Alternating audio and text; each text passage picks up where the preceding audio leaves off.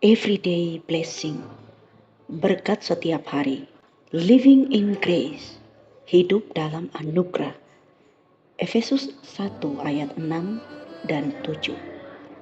Supaya terpujilah kasih karunia-Nya yang mulia, yang dikaruniakannya kepada kita di dalam Dia, yang dikasihinya, sebab di dalam Dia dan oleh darah-Nya kita beroleh penebusan, yaitu pengampunan dosa menurut kekayaan kasih karunia-Nya. Di tengah dunia yang menuntut kesempurnaan dan sering menghukum kegagalan, banyak orang hidup dengan rasa bersalah, kecewa pada diri sendiri, dan takut tidak layak di hadapan Allah. Firman Tuhan hari ini menegaskan kabar yang membebaskan. Di dalam Kristus kita hidup oleh anugerah, bukan oleh rasa bersalah. Efesus 1 ayat 6 dan 7 mengajak kita berhenti menilai diri dari masa lalu dan mulai hidup dari karya penebusan Kristus.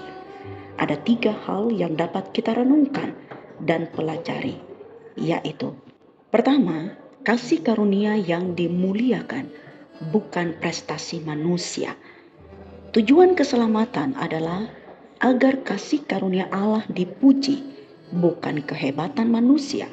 Di zaman media sosial, manusia mudah mengukur nilai diri dari pencapaian dan pengakuan orang lain. Firman Tuhan mengingatkan, nilai kita ditentukan oleh anugerah Allah, bukan oleh penilaian dunia. Yang kedua, penebusan oleh darah Kristus.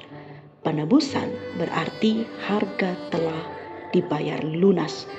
Darah Kristus di kayu salib membebaskan kita dari belenggu dosa dan hukuman.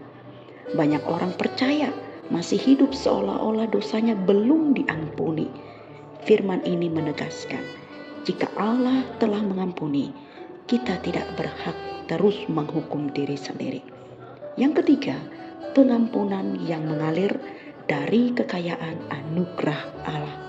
Pengampunan Allah tidak terbatas dan tidak pelit. Rasul Paulus menyebutnya kekayaan kasih karunia-Nya. Dalam kehidupan sehari-hari, kita dipanggil untuk hidup sebagai orang yang telah diampuni, lebih sabar, lebih mengampuni, dan lebih penuh kasih kepada sesama. Kolose 1 ayat 13 dan 14, di dalam Kristus kita beroleh penebusan dan pengampunan dosa.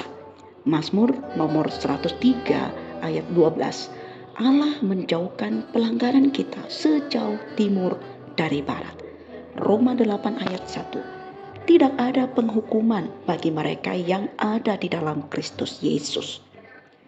Seorang tahanan yang telah dibebaskan secara hukum tidak perlu kembali ke selnya. Namun, jika ia terus merasa bersalah, ia akan hidup seperti orang terikat. Demikian juga kita.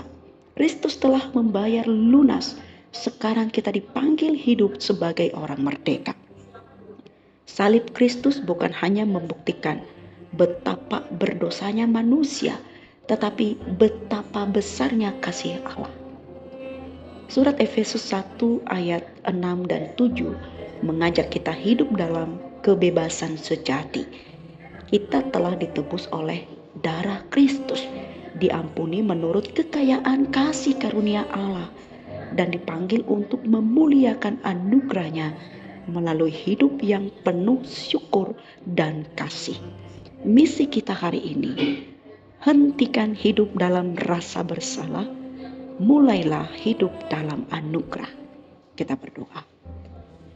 Bapa yang penuh kasih dan anugerah, terima kasih karena di dalam Kristus kami telah ditebus dan diampuni.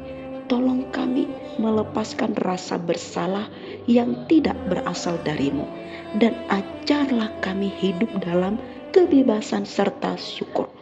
Biarlah hidup kami memuliakan kasih karunia-Mu yang mulia. Dalam nama Tuhan Yesus kami berdoa.